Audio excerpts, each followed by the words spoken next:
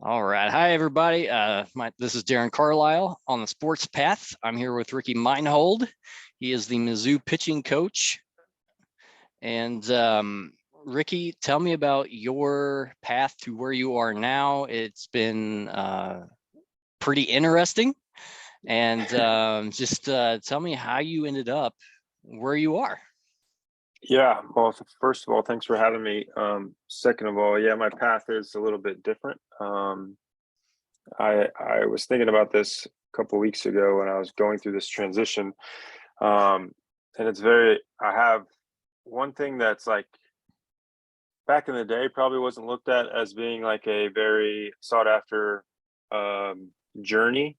I think now is looked at to being unique in a lot of positive ways instead of negative ways, but um, my journey has taken a lot of different roads, and I have a lot of people to thank for that. And it wasn't something I did solo, and there was definitely a lot of people in my corner that invested in me throughout my career that I didn't really realize they were doing at the time until I kind of took a step back and realized what was happening, and I was very grateful for that.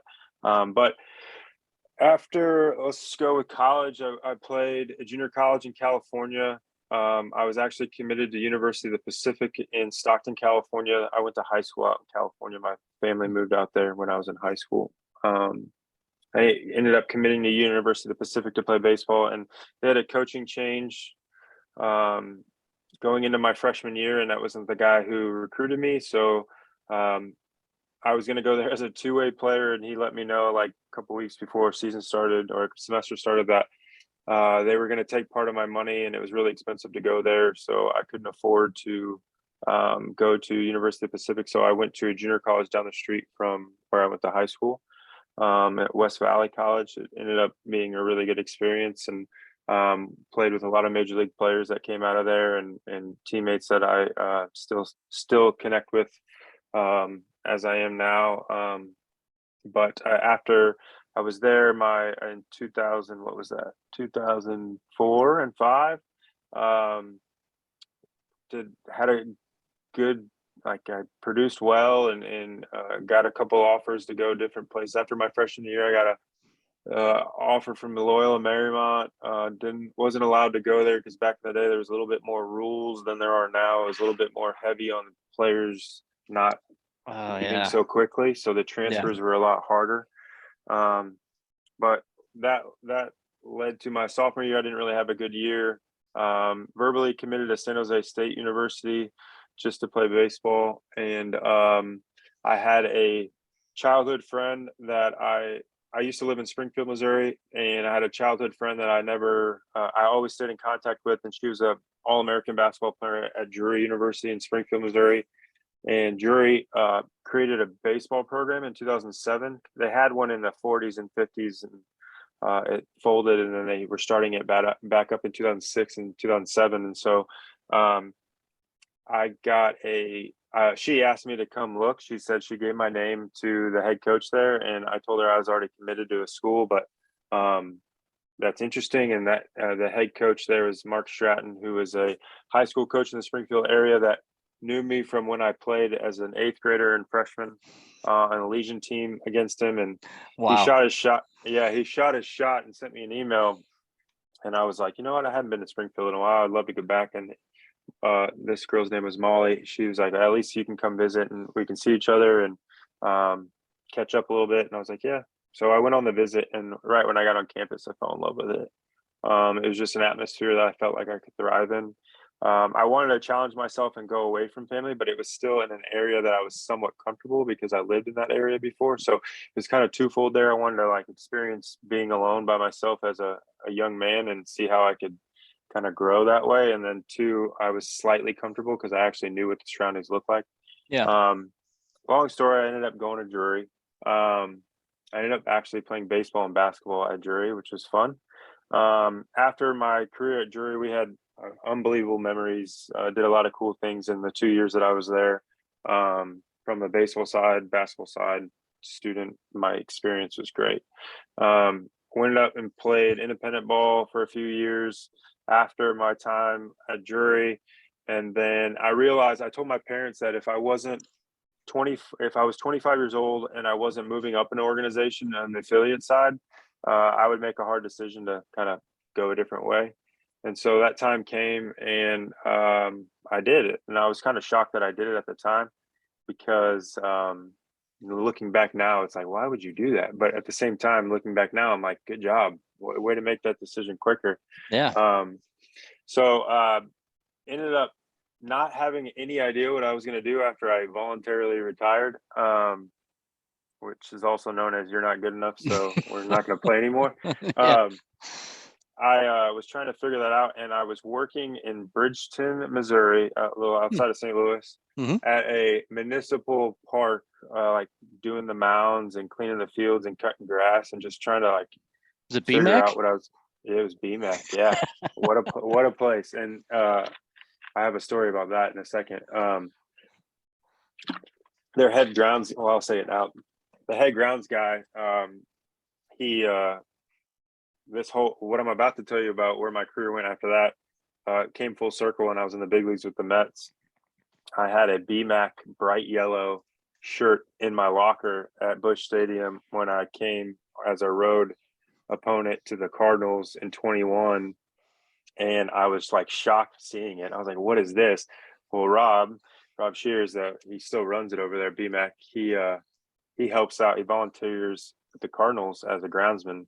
And so he was there. And so I hadn't seen him in like 12 years. And it was like, holy smokes, full circle moment. But anyways, That's awesome. after, I was working at BMAC, and I was only there for a couple months. And I got a call from my best friend, who was the center fielder at Drury when I pitched. And he was getting his master's degree at a school in South Carolina. And he said, hey, I think the school needs a baseball coach, like a pitching coach. Are you interested? I'm like, if there's an opening, yeah. I mean, I don't know what I'm going to do now. And he's like, all right, well, the president of the university, not the baseball coach, but the president of the university, who I knew of but didn't know, because he was the dean of the business school at Drury when I was there, but I didn't know him because I rarely took any classes in his building. He called me and said, hey, yeah, we need a pitching coach. Are you willing to do it? I'm like, I don't know how to coach, but sure. So I ended up just leaning into it. He goes, well, I don't have any money for you either. And I was like, well, I don't have anything to, like, what is the money? And he's like, well, I got $5,000 for you. I'm like, that's 5,000 more than I have. So I'll do it. So my mom and my dad helped me pack up my car, and we drove from St. Louis to Hartsville, South Carolina. And I ended up going there, and it was probably the best decision I ever made, because it started this track of this unbelievable journey. Absolutely. And so, yeah, I was a pitching coach and recruiting coordinator and assistant. I ended up being assistant athletic director in this process as well at Coker College, which is now known as Coker University in Hartsville, South Carolina. It's a small Division II school. We had like 2.3 scholarships. It cost 38 grand to go there. So it was like nothing. We didn't have any scholarships. But we ended up being pretty good. My first year I came in, the team was like 10-30 something. They had like a 10-3 ERA, team ERA. The first year with no recruiting class, we went 23-23. And then with one recruiting class, we went to 2 games away from the national championship and made it to the College World Series of Division II in Cary, North Carolina, and had an unbelievable year. In that process, I was getting my master's degree in sports administration, and I was just trying to learn as much as I can. The head coach there, his name is Dave Schmatzer. He's probably one of the best baseball people I've still ever been around. Really kind of like jack of all trades. He did everything as a head coach there, so he never really had any help. So he knew everything, and I was just a sponge. And I just wanted to learn from him. And he was a little odd duck, so that was even better. That I got to learn some personality traits from him that helped me grow in the coaching profession, and how to deal with people and relationship building and things of that nature. And in that process of being at Coker, like, you always have like a scout day for your players to try to see if we can get our guys to the next level. And Yeah. I would give out my business card and be like, hey guys, I kind of know what you're looking for. I played a little bit of pro ball. I won't ever, like, I'll always be honest with you. Like, if I think you're looking at something that's not really there, I'll be honest, because I don't think it helps you or the player if somebody's just inflating somebody just to say they got somebody signed from college. So I'll always be honest. Da, da, da, da. Well, the scouts obviously came around, and we had some talent on that team that was pro level type talent. And through that process, I created relationships with those scouts just to get the questionnaires to the players and make sure that they were well informed and things of that nature. And I got an email one day. This was like right after I got promoted to assistant athletic director. And so that was like a decent salary bump. So to make ends meet when I was there, I had $5,000 that was guaranteed, and I got to like mow the grass around campus for like $9 an hour. So I mowed the grass like all day long so I could make some money. And that went up to like 16,000, and that was enough for me not to like starve to death.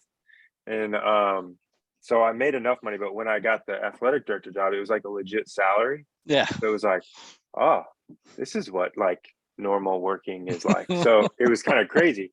But then I got that email, and I looked at the email, and it said, the subject line said, "This would be perfect for you." And I didn't know who the person was.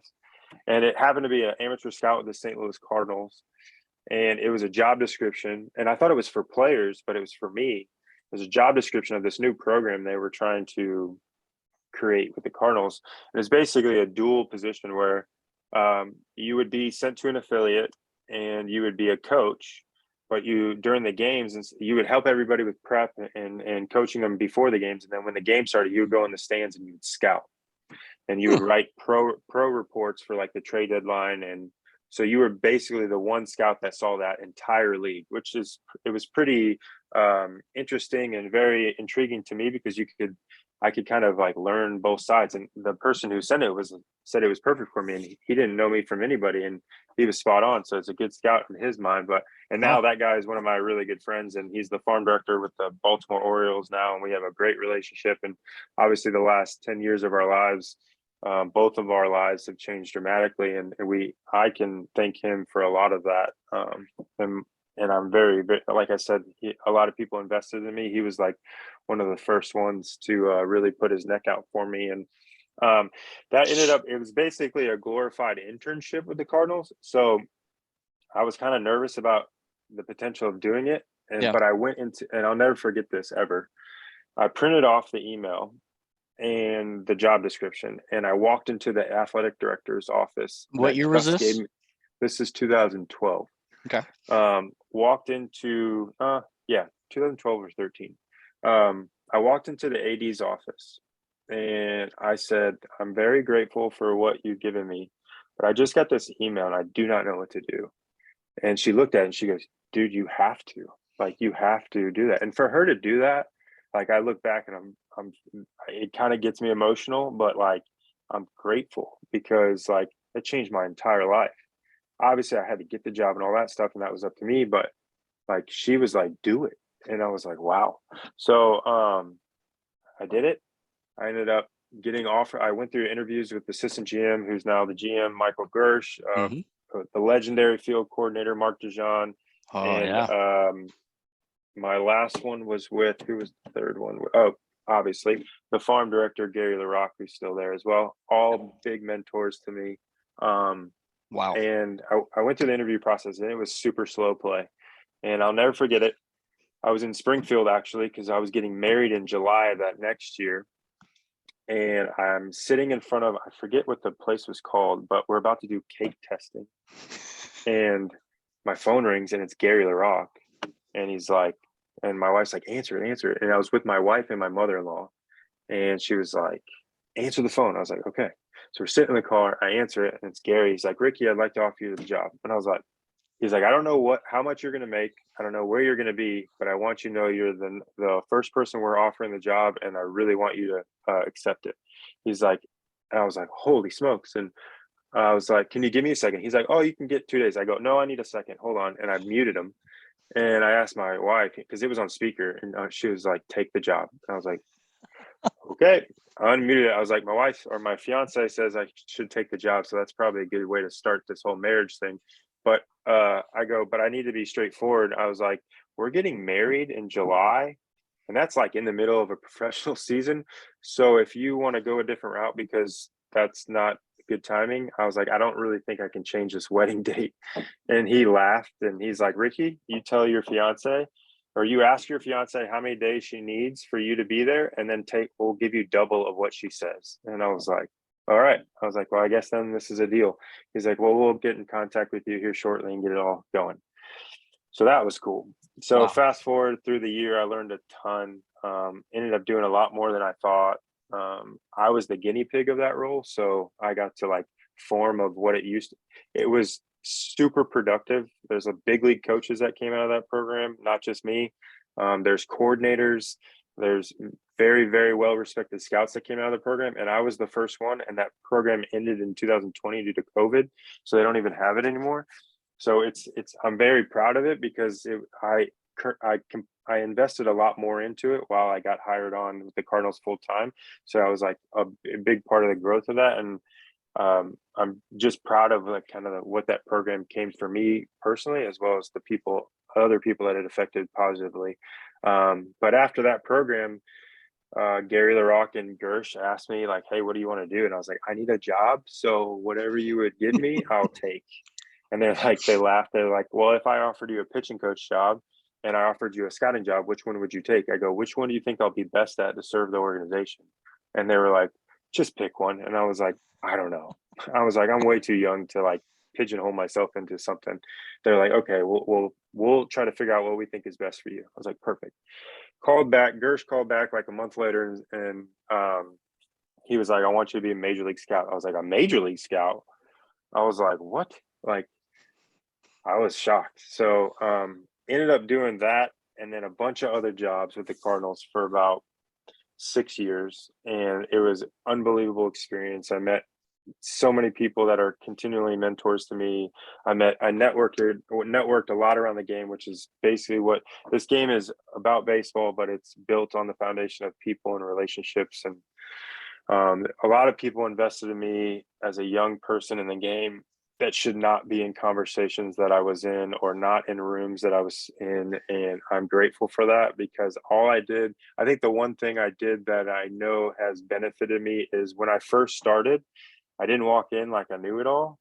And I would walk in and I would introduce myself to everybody, no matter who you were, whether you were the legendary, like, GM, or you were a scout for 5 minutes or a scout for 30 years, like a coach, whatever. I just introduced myself and said, hey, I'm Ricky.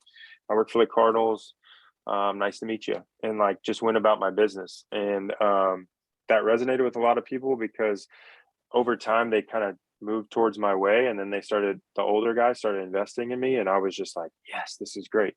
I didn't know this was going to happen, but this is fantastic. Other guys that were roughly my age or my experience would like jump in those conversations and like, hey, I know this, I know that, and like try to like prove themselves. And I didn't like that. And I just kind of sat back and was doing my work and like paid attention to them and saw what they were doing and tried to learn from them. But then eventually they would come like just basically groom me and tell me like that I'm doing a good job, or that, hey, you should go this route, or you should do this route, or whatever.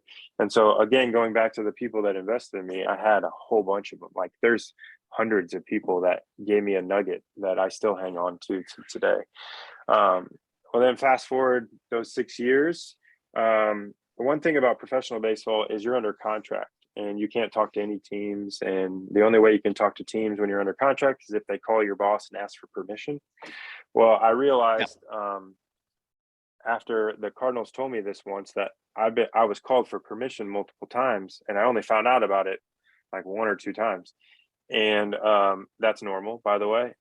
They're allowed to not tell you unless it's like a for sure promotion potential, which is weird, but that's one of the unwritten baseball rule things. Gotcha. A lot of and those. so yeah, a lot of those. And so one of those times happened, and my boss at the time called me. He was like, so and so organization wants you to do this, are you interested? And I was like, it's basically what I do here. And they're like, yeah, do you want to talk to him? I was like, how does that work? And I was like so naive to it. And I was just like, no, I don't really want to talk to him. I'm like, sorry. They're like, I was like, but if this job comes open or this job comes open, I'd kind of want to be interested if there's no opportunity here to do that. And that job was anything on the major league staff, which was a very big goal, but like, it was just like a throw it out there just so they heard it. I don't think it'll ever happen, but hey, whatever. And then a pitching coordinator job, because I'm a pitching guy like obviously. But like in my time with the Cardinals, I grew into helping pitching development pretty substantially. So they knew that about me and stuff, but ended up getting called for permission for major league jobs. And just so happened that one of them got denied, and I was shocked that it got denied, that I couldn't talk to him. But I found out the reason why, and it made a lot of things made sense. I couldn't talk to him because it was for a rival team in the division, and our owner's dad used to own the other team, so you can put 2 and 2 together which team that was. And so I really can't argue with that, but it was like shocking to me that I was getting those kind of interests. And so I was really reflecting on like, whoa, this could actually happen at some point. I just got to keep doing what I'm doing. And like 2 weeks later, another one happened, and it was the New York Mets, and it was a pitching coordinator job. And they're like, you want to interview for this one, don't you? And I was like, yeah, like, why wouldn't I? Like, that's crazy. That's unbelievable. That could be the rest of my career could be that job. And they're like, yeah, or they didn't have that job open, which I knew because I'm very close with the pitching coordinator with the Cardinals. I knew that job wasn't open. And they weren't just going to like fire him and give it to me. Like, that's ridiculous. So, I ended up interviewing for it. And before I got on the plane to come back home, they offered me the job. And I was like, oh my gosh, here we go. And I knew with the Mets, what I had with the Mets, with like the change that I needed to make on the pitching side, they were about 20 years behind in a lot of ways. Wow. And the culture over there was way different than the Cardinals. And I was definitely going out on a limb. They always, that whole term of the grass isn't always greener, or is always greener on the other side. Well, I can tell you it's not always greener. And I can tell you that sometimes it might look green, but it's dead, or like it's dormant, and you got to be the one to revive it. And so one thing that over this journey that I really leaned into and accepted of me as a person, that I probably wouldn't outwardly express it, is I like a challenge all the time, and I want to be challenged all the time, and I don't go for the easy things ever. And my wife is probably like, you need to stop doing that because it's stressful. But yeah, at the same time, like, I want to be impactful in people's lives and organizations' cultures. And I don't think you can just walk into something easy and that be like that's no fun. That's no, like, that doesn't show purpose. And so for me, like, I always lean into challenges, which that one was. Fast forward 2 years there, got up to the big leagues with them as assistant big league pitching coach, as well as the coordinator, which I don't advise anybody ever doing those two jobs at the same time. It's a lot of work, and I didn't have any help from a extra coordinator standpoint. So running 112 minor league pitchers plus the major league staff trying to win games in the NL East in a New York market, a lot of fun, a lot of learning, but a lot of stress and a lot of work. So what does the pitching coordinator do?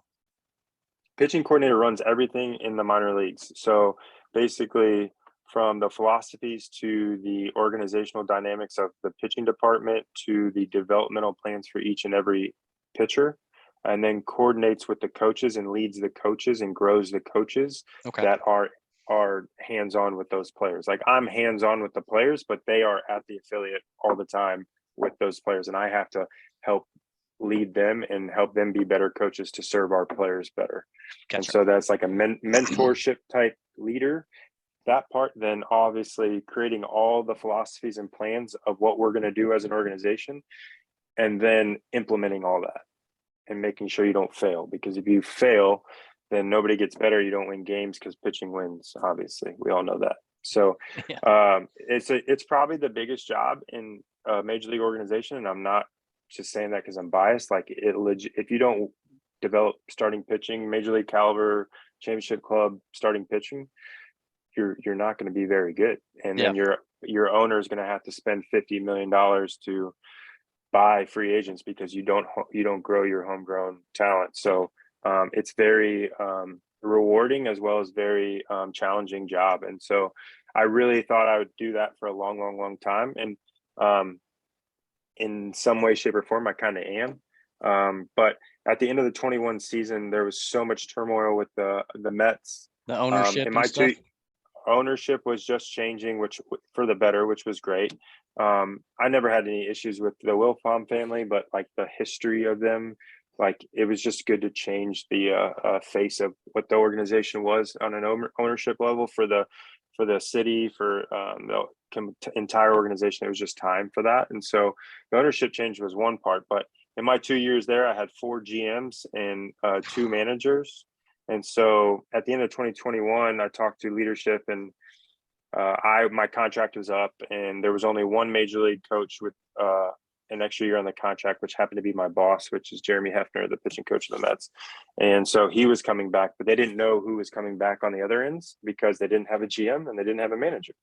And so they didn't know where they were going to go with that. And so I made the decision to step away from the Mets from a personal decision and a family decision based on kind of the inconsistencies of the vision, as well as the lockout was coming. There was multiple different layers to it. And so made a personal decision and then entered this thing called a free agent market of coaches. And that was really crazy, a good learning experience. But that led me to Korea, which I took a job in Korea to be the major league pitching coach there and also be the director of pitching, same job, but a lot smaller scale because they only have one minor league team there.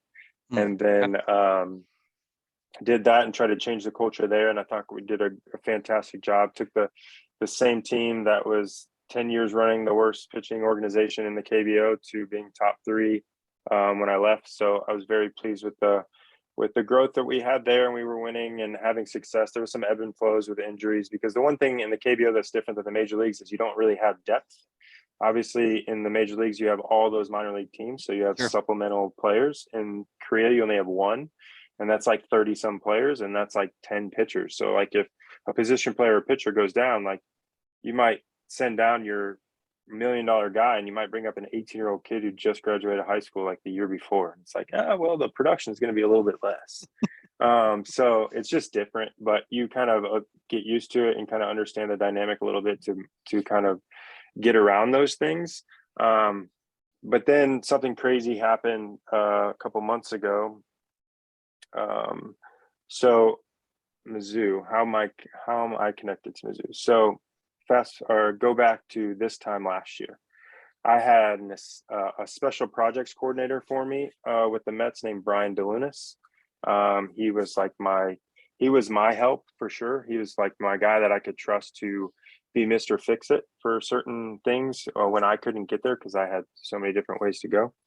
And he called me around this time and he said, "Hey, Ricky, I need to let you know something." And I was like, "What's up?"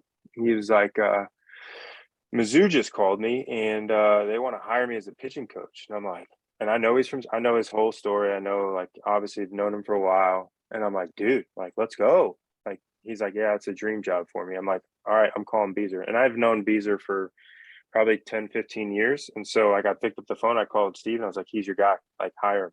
Like, you're not going to make a better hire in the country. Like, this guy bleeds black and gold. Like, he's St. Louis guy. Like, he's Mizzou through and through. He wants this job." And then we all knew his health situation. I go, "It's probably better for his health." All the stuff there. Well, unfortunately, and like it crushes me every time I think about it. But he passed away in January of kidney disease. And it wasn't a shock because we all know he was struggling for years, but like it was a pretty big shock. I got a call from the current assistant pitching coordinator with the Mets, who called me to tell me when I was in Korea during quarantine that he passed. And I was like, I didn't know how to react. Like, I was crushed, and I still am. I have his picture on my desk. Like, he still means a good deal to this program as well as to myself personally. And so it's just crushing. Well, fast forward to like a couple months ago, I saw that Mitch Plasmeyer, who was Brian's assistant as a director of player development here at Mizzou, took over the job as an interim kind of deal because of the situation. And he was leaving to go work for the guy who originally got me my first job with the Cardinals in Baltimore as a pitching coordinator. It's full circle crazy. Yeah. Totally small world thing. Shout out to your guy with the Orioles though for their 10-game winning streak, huh? Yeah, no doubt. Yeah, That's they're awesome. doing good. They're playing really well. And it's really good to see that their fruits of what they put in the last 3-4 years are starting to come out at the major league level. So that's really cool. Yeah. But yeah, so then I reached out to Beezer and I said, hey, I'm connected. If I can help in any way, please let me know. I'll help you any way I can. And he said, are you interested? And I was like, interested? Yeah, I think I might be. And I just I've been thinking, sitting in Korea, going through what I've gone through the last 10 years of my career. I have 2 kids at home. The pro lifestyle, if nobody knows what the pro lifestyle is about, you're gone for 8 months out of the year, back and forth, but you're basically dad over FaceTime. And I've really reflected on that in the last 4 or 5 years because I have a 4-year-old and a 1-year-old, and I don't want to be a dad that is a dad over FaceTime, but I have slight pride that I need to get rid of. I've worked so hard to get to where I'm at. I didn't want to just piss on that and Sure. get rid of that. So I've been thinking a lot, where's the best place to get what I want out of my professional career, but also maintain the priority of being a good dad and being a present dad. And it came back to college a lot because although the college lifestyle is still busy and crazy, people that compare college to pro, it's apples and oranges. It's completely different in pro, and it's definitely harder on families in professional baseball than college. Even though college baseball is still difficult, it's totally different. And so when this came up, I really reflected on is this the time? Is this I'm a believer. I prayed about it. Is this something is this happening for a reason? And so come to find out it was, because not just Mizzou, but other schools were reaching out because they heard I was talking to Mizzou. And I have a lot of friends in the game, and they were like, this is the time we can try to get you, that kind of deal. And I gave my word to Steve, I'm here because I'm a Missouri native. I'm passionate about this program and this school. I want to see it succeed. I remember when it was a pitching factory, and I want it to be a pitching factory, and I think I'm the right person to do that, and I want to be home. And so it lined up perfectly for me. And so prayed about it, discussed it, communicated with the Korean team, all the things that I was going through. And my wife and I leaned into it. And on June 26th, we flew back from Korea to Springfield, Missouri, where we currently technically live. We're in the process of selling our house and doing that, moving up to Columbia. I'm in Columbia, but they're still in Springfield right now. And yeah, I came visit for a kid on June 27th, jet lagged and everything, and started the process of being the pitching coach at Mizzou. It was officially announced, I think, July 1. And I've been just working my tail off to try to help this program get back on its feet on the pitching side ever since. So that was a very 20-30 minute long thing, but I think it's weird because I don't know how I can make it short, because I need to make the point of the people that invested in me, and also the opportunities that God has presented for me. I put myself in certain situations, and just the people that thought of me in the light that they did, that gave me these opportunities, I think that needed to be stated. So sorry for the long-winded journey answer, but that's how it's been for the last 12, 13 years. Man, that's exactly what I wanted to hear. That was incredible. That was awesome. So Sweet. you didn't give me much to work with when it comes to questions. No, just kidding. So wow. Well, first of all, I gotta ask you about this. There's a two-way player in the major leagues. Maybe you've heard of him because you said you were a two-way player. A guy named Shohei Ohtani. Yeah. What are your impressions on this guy who's just unbelievable, in my opinion? Yeah, I think it's he's special. He's a generational talent. I scouted him when I was with the Cardinals. I never saw him hit. I only saw him pitch. But I'll never forget one of my mentors and good friends and colleagues, Jeff Ishii, who's a very well-respected scout with the St. Louis Cardinals. He goes over to Japan and Korea a lot and does the Asian market a lot for the Cardinals. And he told me, he's like, this guy can hit 40 home runs in the big leagues, and he runs a 4-1 down the line. And I'm like, you're out of your mind. Those players don't exist. And we're joking, but I was like, okay, whatever. And then I saw him and I was like, I can't believe I'm seeing this. Like, this is impressive. And then like to do it in the major leagues the way he's doing it, and then also to come back from Tommy John and also come back with better stuff than he had before he left, and then just be a better player. It's extremely special. We have me and a couple buddies of mine. We were talking about this the other day. Gerald Laird, former Cardinal of the catchers, Mhm. uh, World and Series Royce ring. Ring.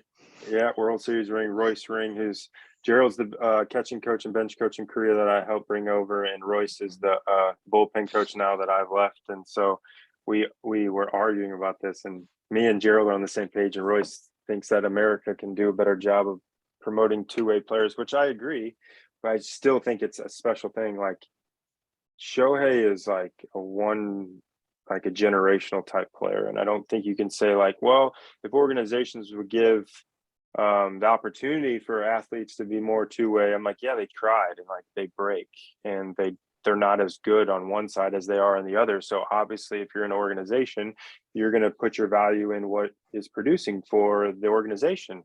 Makes total sense to anybody.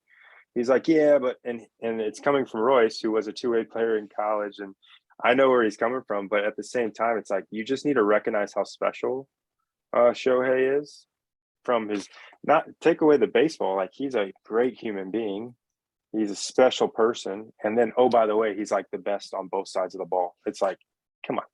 Like it's cool. And I'm glad I'm getting to watch it now. And I'm glad my kids can watch it, and kids young age can look up to somebody like that, because that's a really impressive human being as well as a baseball player.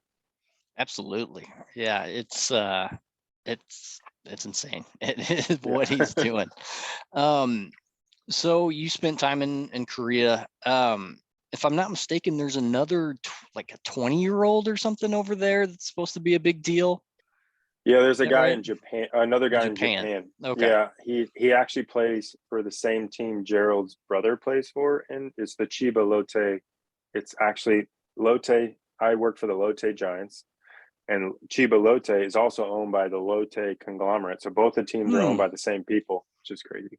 Yeah. But yeah, he's the pitching version of Shohei, like young, tall, lean, throws 192-mile-an-hour split with a banger breaking ball. Like, he's the real deal. He threw, I think we were out there, he threw like 16 straight no-hit innings or something like that in Yeah. Japan. And like, Japan's good baseball. Like, it's really good baseball. For him to do that at 20 years old is unreal. So yeah, do I think he's eventually going to make his way to the States? Yeah, I think somebody will get in his ear. If he wants to stay in Japan, I think somebody will get in his ear to get off that, so he can come to the big leagues and really showcase it on the world stage. But he's pretty special as well. Is there a difference in pitching philosophy from over there in Asia compared to here? Yeah, I think so. The game has progressed over here a little bit faster than it has over there. Japan a little bit more ahead of Korea, but it's still a lot more quote unquote old school, which is not a bad thing. I think the foundation of this game is built on old school, but development and utilizing certain things to help development is not as prominent over there. And that was part of the reason why they brought me over there, is to kind of be a little bit more progressive that way and change the thought process. But I think the style of pitching and the style of hitting, kind of, that's the reason why, like, it hasn't changed in 15 years in Korea. So like, it's the same stuff. And so like in the States, obviously it used to be every 10, 15 years, the game would kind of shift and change. It used to be like sinker sliders. Now it's like high carry heaters with curveballs or depth type breaking balls. And now it's changing again. And it used to be that in like 5, 10, 15-year stints. Now it's like every 2, 3 years or 1 or 2 years. In America, we're adapting and changing to what a hitter's doing or what a pitcher's doing, and vice versa. It's like the cat and mouse. In Korea, it's just like they sit on pitches a ton as hitters, and like they are stubborn enough to just like let 3 heaters go right down the middle if they're looking for a split. Like, it's like, oh well, all right. I could see a change in approach here that would be a little bit more successful for you, but it's just how they do it. So yeah, there's definitely a different cadence to their brand over there, but I don't necessarily think it's bad. I just Right. think it's different. Sure. And that's what their culture likes. And I'm not opposed to what their culture likes. I just think it's, I think somebody like me that comes over there and helps change the culture, it's going to stick out in a positive way in some ways and a negative way in some ways. But I don't think it's, I think it's accepted, but I don't think it's like a necessity for them to change. I think they really like the brand that they show out there, and they're all about bat flips and bunts. So like they'll either try to bat flip something or they'll bunt, and that's totally fine. It's Yeah. just kind of what they do over there. So it's not so much the 3 true outcomes over there then. Yeah, no, it's definitely you play. Um, they play a lot of small ball. They try to manufacture. They don't have as much power. They're not as like strong with the bat over there. Don't get me wrong. There's guys that can hit it to the moon just like anybody in the States, but there's not as like the depth of that type of player doesn't really exist there. And that could be physical. That could be whatever. Like they're just a lot smaller over there, a little bit less strong. But there still are that one guy that looks like Aaron Judge that's Korean. Like you're like, where'd this guy come from? But like there's only one of him instead of like in the Right. States there might be 15 20 in the big leagues. There's 15 20 to 100 of those little guys who can run really fast and play pepper around the infield. That's just their brand. That's fine. And Yeah. they know exactly who they are, so they don't try to be something they're not. On occasion there'll be that little guy that tries to bat flip a homer and it doesn't get out of the infield, but it is what it is. So Yeah. but yeah, it's a little bit different from kind of like a physical standpoint as well. Okay. Do they have shifts over there? Do you see Yeah. it as often? No, not as often. There's not as many research and development departments in the KBO. Lotte we were building like the first real one. I would say like there's 10 teams in the league. I'd say like 4 to 5 really believe in analytics or the help of analytics. And then 1 or 2 of them are like super deep into it. The rest of them are kind of still like playing like the feel aspect of it, which again is totally fine. And they can, and when you marry the two, they're the best. You can't be swayed one side or the other side. You got to marry them both. But at the end of the day, like they're not as advanced in those type of things. They don't have the groups that we have in the States and in the major leagues to build systems and processes like that. So they're kind of a little bit more quote unquote old school again in their process. And so they do shift, but not as systematically, I would say, Okay.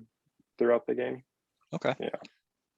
So you're at Mizzou now, MIZ. Yeah. Mizzou. That's right. So you're a pitching coach. Are you doing things with recruiting as well? It sounds like you are. Yeah, so we do like more of a group effort. I think we have a recruiting coordinator, and that's Jason Haggerty, our hitting guy. But we're more a group effort. Like Steve told me when I came here, like if you want a pitcher, like we're gonna go get that pitcher. Like it's the part of like the strengths of me is my evaluation skills, I think, and I think he recognizes that. And so I'm not gonna like overpower anybody. Like we're a group, we're working together, but I'm gonna give my opinions and share some processes that I would use to kind of evaluate and get the best players we can get that help the University of Missouri win an SEC title and compete for trips to Omaha. Like I would be doing this university a disservice if I didn't share as much as I've learned. But we don't like we have a collective group process to getting the best people for University of Missouri. And as I'm transitioning into this role and moving my family from Springfield up to Columbia and doing all that stuff, I'm kind of limping into that right now because I'm very, very busy in a lot of different ways. But yes, I am definitely assisting in that. And I feel really passionate about that because I do love scouting and evaluating and recruiting. And I think one of the things that I pride myself on is communication and relationship building. And I think that's a big part of recruiting. And I hope to leverage some of other relationships I've already made in my career to help this program excel at an elite level and compete with the teams that we have in conference as well as nationally in this specific area, because I think we all know the recruiting is the lifeblood of a college program. And if we do that well, we're setting ourselves forward in a good way. But if we don't do that well, we're playing catch up to our competitors, and we can't survive that way. And so it'll definitely be something that I am going to assist with as much as Coach Beezer and the rest of the coaching staff want me to add to it. Awesome. Is it okay if I use recruits' names? Because I know, or not? That's a good question. He's already enrolled at Mizzou. He's Oh yeah, already there. that's fine. Okay, so Yeah. Sam Horn. Yeah, What do you know about Sam Horn? Is he going to get drafted? it's a good question. I don't know. What I know about Sam Horn, super athlete, playing two-way here at Mizzou. But there's a draft coming this weekend, and we're going to pay attention to that. Other than that, I don't really have much. He's knee deep into football stuff, so Gotcha. When that time comes and I can get him away from that, I'll have a conversation with him. But I haven't really invested as much into that. Obviously, only a week or two on, and he's been knee deep in football. And again, the draft is coming, so we'll kind of take that as that presents itself. But yeah, super athlete.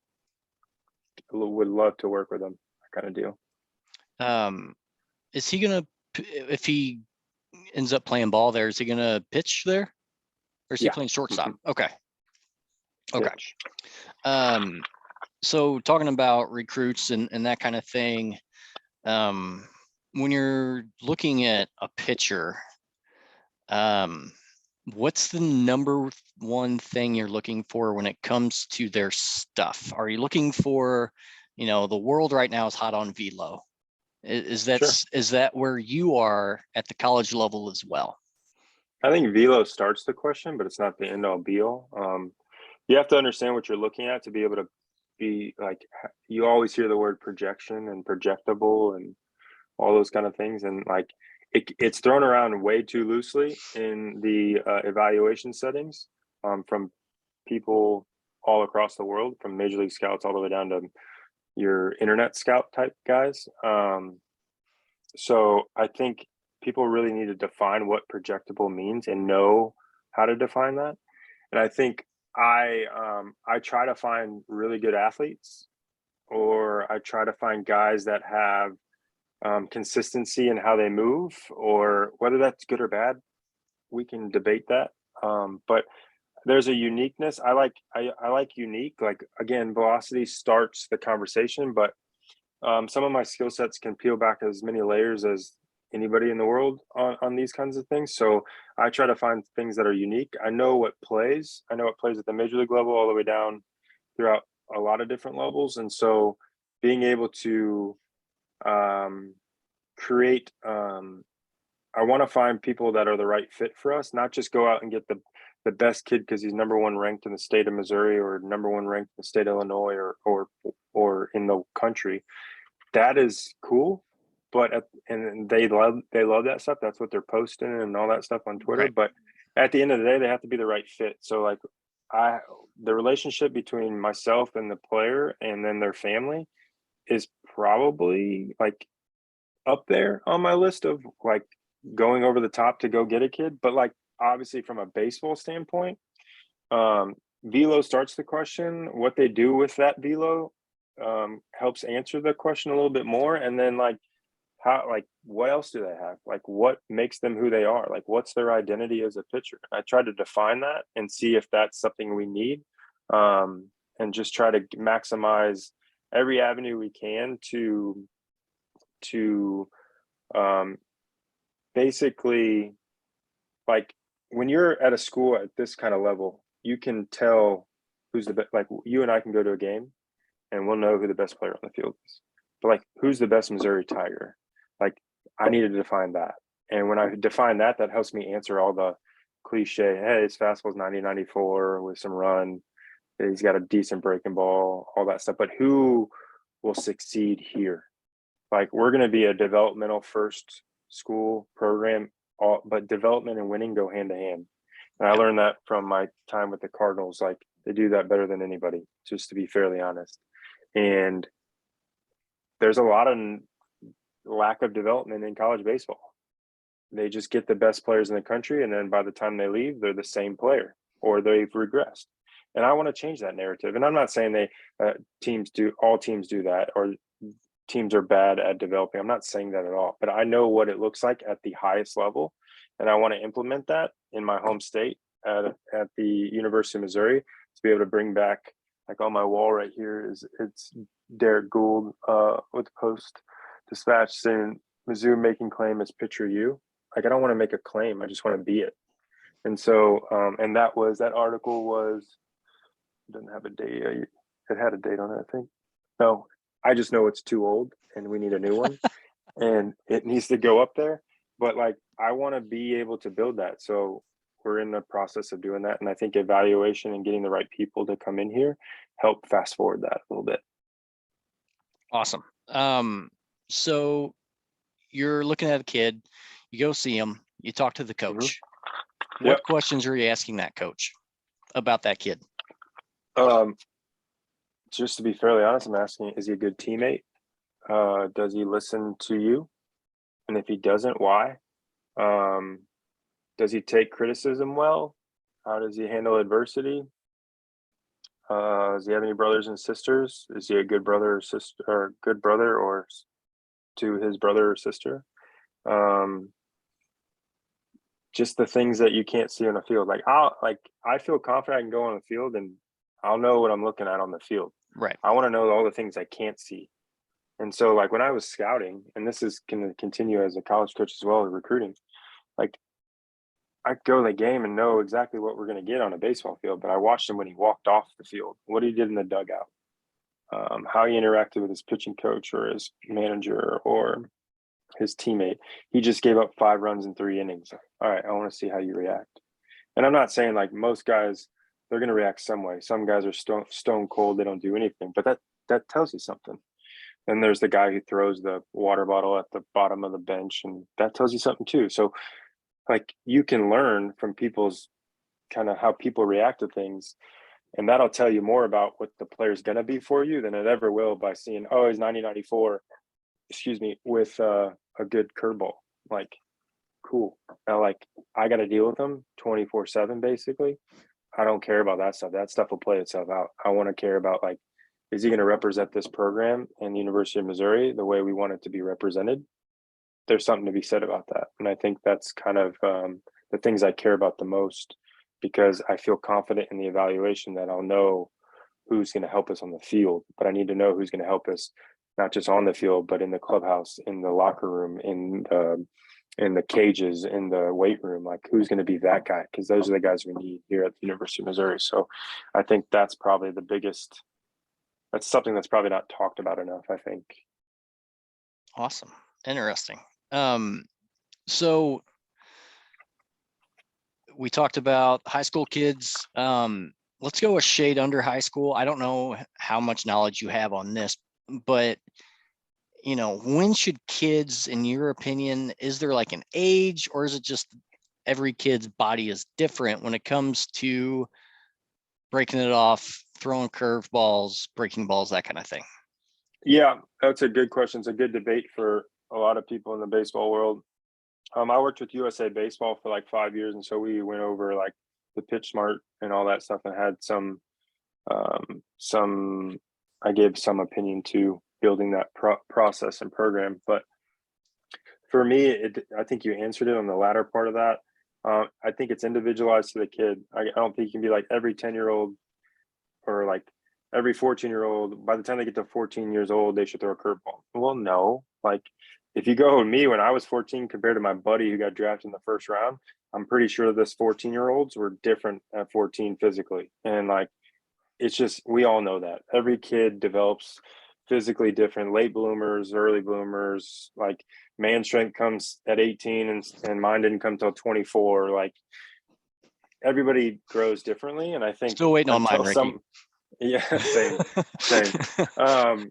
So like, I don't think you can ever pigeonhole into like answering this such complicated question by just blanket statement. So yeah. I'm going to go with the latter and say, I need to know the kid. I need to know his strength. I need to know how stable he is in certain areas in his body. And then I'll be able to let you know if he should be able to throw a curveball or not. But at the same time, like, perfectly straightforward. Like, I didn't throw a curveball till I was a junior or senior in high school. like I learned a changeup. Yep. Like throw changeups. If you can learn a changeup at a young age, we'll teach you a breaking ball eventually. Like don't worry about it. Like you'll still get guys out because last time I checked, and I'm pretty sure this is likely never going to change, no matter how hard people throw, is like hitting is timing. So if you disrupt timing, it's a good start. Yep. So young kids, if you can change speeds, meaning throw a fastball and throw a changeup, that's changing speeds, you're in a really good spot. That's great. I love that. So could you, like, even as a high schooler, you didn't throw a curveball till junior year, you threw a changeup. Could you put it, where you wanted it this way, and inside, outside, high, low, say you want to go high and tight? Yeah, fun fact about me pitching, I never thought I was going to be a pitcher. That's one. I was in 5th grade. My mom could tell you this story. It was in St. Charles, and the head coach was like, "Hey, Ricky, pitch." I'm like, "Yeah, I don't want to do that. Never done that before." And they're like, "No, you're left-handed. You should pitch." I'm like, "Okay." I ended up walking like 20 guys. Like it was ridiculous. So no, I don't want to pitch. And so fast forward to like my freshman year, 8th grade year, I was living in Springfield, Missouri, and I went to what it used to be known as Southwest Missouri State, now Missouri State, down in Springfield. And there was this legendary pitching coach who's a mentor to me, and his son was my catcher, and still talk to him. We call him Lump, but his name's Paul Evans at Missouri State. He's now transitioning out of coaching, which sucks for me to see because one, that means I'm getting old, and two, that means he's really getting old. But I went to a baseball camp, and they were like, "What position you play?" I was like, "I'm left-handed. I play center field and first base." And they're like, "You now pitch." And I'm like, "Well, you don't want to do that. Let me tell you this story." So they're like, "No, you're left-handed. Get on the mound. You're athletic. We'll teach you how to pitch." And I was like, "Okay, whatever you say." Well, that next year I went 10-0 and didn't lose a game until like my freshman year of college. Like it was unreal. But I can credit Paul Evans to teaching me the foundations of pitching. That's for sure. So with that being said, I didn't I didn't have a normal growth as a pitcher because I didn't pitch until I was like 14 or 13 or 14, 15, something like that. So like I'm a little bit different to ask that question. But then the backstory of all that is I swam when I was a little kid because my dad was a big swimmer. My sister was a big swimmer. She swam in college. We were a swimming family, like huge swimming family. Like I was 5 a.m. guy, and then after school, right to practice, and I hated it. My dad told my wife this story the other day of like he would catch me under like the Recplex in St. Peter's. Yeah, I used to swim there, and there's a bulkhead in the middle because it's a huge, huge pool, and he would catch me under the bulkhead, like holding my breath for like 5 minutes because I could hold my breath a long time, but also getting air from the little bubbles under the bulkhead. And instead of swimming and practicing, I would just play around under there. So like I obviously didn't like to swim. I was decent at it, and I could have probably done that in college, but it really just didn't tickle me. So, but like that strength that I gained from swimming my whole, like I've never, knock on wood, I never had a arm injury. Like I can go out right now without warming up and play long toss with the kid if they wanted me to. Like in the big leagues, you play long toss every day. I was the only one that could do it every single day. And yeah, I would get tired, but like I never had any pain or anything. So it wasn't, I never played in the big leagues because I was hurt. It's because I wasn't very good. So there's a different thing to that. But yeah, I mean, I think my background of how I became a pitcher and then a pitching coach was a little bit, and then my whole story that I talked about earlier is just different. It's just, it's unique. absolutely. So you said you were a swimmer when you were younger. Nowadays in youth sports, there's a lot of specialization, right? Like, Yep. oh, you're a baseball player. You're gonna play baseball all year round instead of playing, 3 different sports. Yep. What's your take on that for children and even all the way up to high school? Yeah, I'm out on that. I don't like the specialization stuff. And it's just because of my experience. Like, Yeah. I played football, basketball, baseball, and I swam in high school. I Wow. ended up playing baseball and basketball in college. I'm the one that like I learned like how to deal with certain failures and adversity and how my body moved and felt. Like I can feel positions in my body now that I know I learned from other sports, and I can help teach that. Like I used to be like a 4 handicap golfer. I'm left-handed, but I play golf right-handed. So like all this difference that I had in my life, like all the variability, allowed me to be a better athlete, I think. And so like one for multiple reasons. I think that is one of the reasons why I think I'm against specialization. Two, I've seen what specialization looks like, and everybody takes it way too far at a young age. And so I want to have them avoid that. And lastly, like kids are kids. Like I want them to be kids. Like we don't need to make it a business decision at age 7. Like just let them be a 7-year-old. And so biggest thing for me is like people always ask, well, your kid's going to be a baseball player. I'm like, if he doesn't ever want to be a baseball player, great. Like I don't care. Is he going to be active? Yeah, we're going to put him in sports because I want him to be active and be like in a healthy environment and just take care of himself and my daughter as well. But like I'm not going to say you're going to play baseball because your dad's a pitching coach and you have to do that. Like no. Like, oh, you have to play baseball or you have to play basketball because they give full ride scholarships. Like, granted, like I had to pay for my own school. Like my parents, I never went without in my entire life, but I had to pay for things and I learned things through that. And I'm not saying like everybody's circumstance in that realm is different, but I don't want to put into a situation where it's a transactional thing their whole life. And I think that's where we've gotten to in the last 15 years or so is like everything's transactional and we lose like life is precious. Like you hear stories of people passing away before they should pass away and getting like the shortest straw like realize where like that is a big thing to realize and peel back. It's like it's not that big of a deal to be a number one ranked this or number one ranked that at 7 years old. Like can he like is he respectful to adults? Is he or she respectful to adults? Do they clean up after themselves? Do they know how to make their bed or something like that? I think that stuff teaches you more than like that ranking showed on Twitter 2 weeks ago.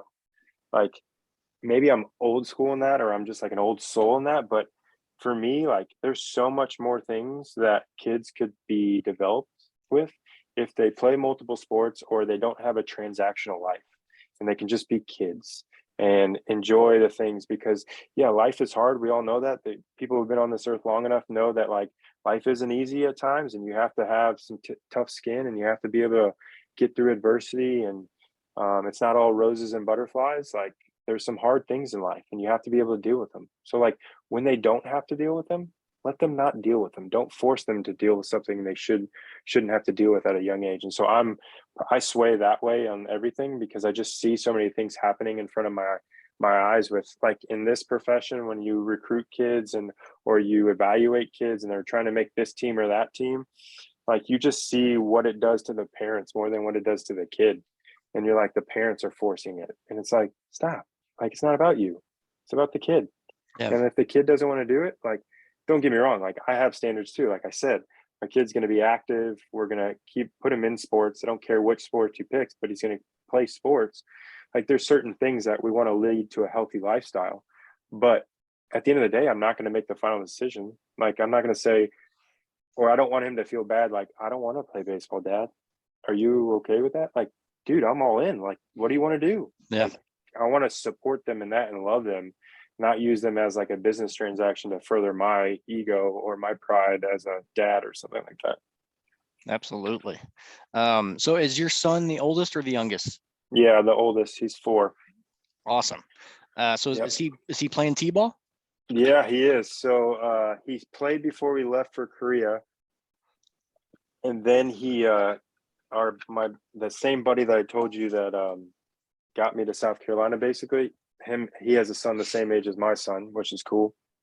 And they live in Republic, Missouri, which is right close to Springfield. Yeah. And so we got back from Korea and he's like, hey, Wednesday we have a T-ball game. If you want to bring Carter out, like he can come play. And I was like, sweet. So Carter was like, yeah, I want to play. And so he came out and it was like it was like he was in Korea for a while because yeah, we hit on the tee and at the stadium and in the apartment when we lived in Korea, but he wasn't playing any games. And so the first at bat, he gets up there and he swings like he hadn't swung in a while. And I was like, oh dear, here we go. And then the second one he was better, and the third one he was back to his normal. And so yeah, he played 2 weeks ago, I think it was his last time he played. But yeah, he's in T-ball and he started that when he was just turned 4. And he really likes that. At first, he didn't like playing defense. He only liked to hit. Now, because he was scared of the ball and he didn't want kids to go get the ball and that whole deal. Well, he's got over that. So now he just wants to go get everything, which is cool. So we're just letting him enjoy it. But yeah, he plays a little T-ball. Awesome. Yeah. I have a 5-year-old son. Nice. And nice. yeah, he's playing coach pitch. I need your guidance here because he's a switch hitter and a switch thrower. Oh, cool. And he practices pitching left and right-handed. Oh, cool. Should I just let him? Yeah. Go It'll with work it? itself out. He's way too young to worry about that. Yeah. I think it's cool. More kids are doing it now, obviously. Yeah. We messed around with it, but nobody ever took it serious when I was a kid. But yeah, just let him be a kid. Let him fall in love with the game, whether it's left-handed or right-handed, doesn't really matter. When it gets to a point where it matters, it'll work itself out. Okay. One will separate itself, or they'll both be so good that someone will be like, "Oh, this is kind of interesting," and then roll with it. But no need to let him play every position, let him hit every stance, every swing he can think of, let him throw from every angle he likes, and just see kind of where it plays out. Once he gets to the high school level, you're probably like, oh, it's about that time you make a decision on what you want to do. Yeah. Okay. You can think about that, but way too young now to worry about it. Just let him be a kid. Yeah. Have fun. He loves to have Paul Goldschmidt's stance Nice. when he's hitting. Yep. Exactly. Yep. Exactly. And he likes to do the backhand off balance throw that Nolan Arenado does. Yeah, everybody would love to do that. That's amazing. Both of them are the best of the best. So those are good people to emulate. That's for sure. Yeah. And I'm so glad that my son gets to see Albert Pujols as a Cardinal. Heck yeah. It's amazing. Yeah. And he I'm loves thrilled. Albert. Yeah. When I found out Albert signed with the Cardinals, I kind of knew a couple of days before just through my friends and stuff. And yeah, I was like, I just thought about it.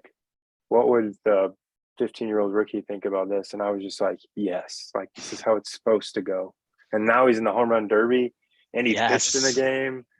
It's just all coming together. It's beautiful. And he's an unbelievable ambassador for St. Louis as well as the game. So it's how it should be. Absolutely. I don't want to keep you too much longer because we've used up a lot of our time. The last thing I want to touch on, because you mentioned it, is your faith. Yeah. How has that propelled you or driven you or guided you through your life to where you are now? Yeah. I'd be lying to you if I told you my life was always perfect. I have had my personal struggles, family struggles, failed miserably in a lot of different ways. And I think I had a time, so I was saved when I was in 8th grade in a pool in Springfield, Missouri. And that started a trek. I was the kid that my parents and my sister sang in the worship band. And I would sleep on the pews at 7 a.m. in my baseball uniform. And they'd always want me to sing with them. And I'd always say no. That sounds like a movie, by the way. Yeah. Oh, dear. I'm not a public speaker type person. I can do Zoom calls and podcasts, but you get me in front of 100 people and I'm like, what am I doing up here? It's not my comfort zone. But I went to college and I kind of got away from it. Obviously, college is a learning experience for every young person, and really reflected when I went to South Carolina after my playing career was over. And I think God pulled me to South Carolina for a reason, because I really reshaped my faith in him and into the word, and really paid attention to the words he guided me with. And I think I haven't wavered off that. I could be better in my walk with the Lord and in my faith journey every day. Like I think about it all the time. But for me, like the more I lean into him, the more my life is under control. The more I try to do things, the more it goes haywire. And so I guess they say that's like somewhat of wisdom when you can just let go and um, let him guide it. And I think I fully let go because it's really stressful um, and hard, I guess, to do it yourself. Like it's not about you; it's always been about him. And the more I got into the Word and and had him enlighten me on so many different things, it just is like, what am I doing? Like, like it's just it's blessed me in ways that he's blessed me in ways that I could never imagine in such short amount of time. And that's when I like my journey as a baseball coach, as a father, as a husband is just to be a light for people and share him through me. And I think that's something that I fully commit to. I probably you probably wouldn't have saw that when I was in college, or you probably wouldn't have saw that in my couple years after college because I just wasn't walking in the path I needed to be. And I'm not saying I was like a felon or like a bad person to society. I just wasn't the person I was meant to be. And You were a college kid. I was a college kid, and he learned, or he learned in me. He taught me like the way, and I am very grateful that he kept pulling on my heart and pulling on my heart, and I just was like, I can't do this. I gotta let you do it. And it's definitely it's an everyday thing. It's an every minute thing for me. It's something I think about every day and every second, and I just try to give him all the glory in what I do, and try to be a light to people no matter where I am. Do I fail at it? Yes. Like that was one thing I got stuck in the beginning of my second part of my journey was, am I equipped to do this? And I was like, do you know who he's equipped to do so many things in the world? Like, yeah, I'm equipped if they're equipped. Like, here we go. Like I'm leaning in. So that's kind of my journey's been fun, for lack of a better word. Because it's taught me so much about so many things, and I have I'm very thankful for him in my life because uh, there's no way I'd be Mizzou pitching coach and be able to be this for these people here and these players here without him. So, Man, that was beautiful. You almost got me tearing up. uh, That was awesome. I mean, it's a big deal to me. Absolutely. It's definitely something that I want people to know about me, and I want people to be like, oh, he's different. Why is that? Boom. Here we go. Let me Yeah. tell you why. You can't see it, but I'm wearing a made new shirt right Nice. there. So yeah, I get it. Absolutely. Nice. And anything else you want to talk about before we wrap up? No. I know that you work with my mom. Is that what it is? Yeah. So I'm a district sales director Nice. with the YMCA. Yeah. Awesome. Yeah, I remember like when you reached out, I mentioned it to my mom, and we had a small conversation. We were again trying to move from Springfield to Columbia and Sure. the chaos, and so I kind of lost track of it a little bit. But yeah, it's pretty cool. Small world how all this stuff works out. But um, hopefully, I gave you the things that you wanted and needed. And thanks for having me for sure. It's an honor to be on things like this. And if I can help in any way, let me know. All right, man. Well, I'll stop recording here. Thanks everybody for joining us, and we'll be back again.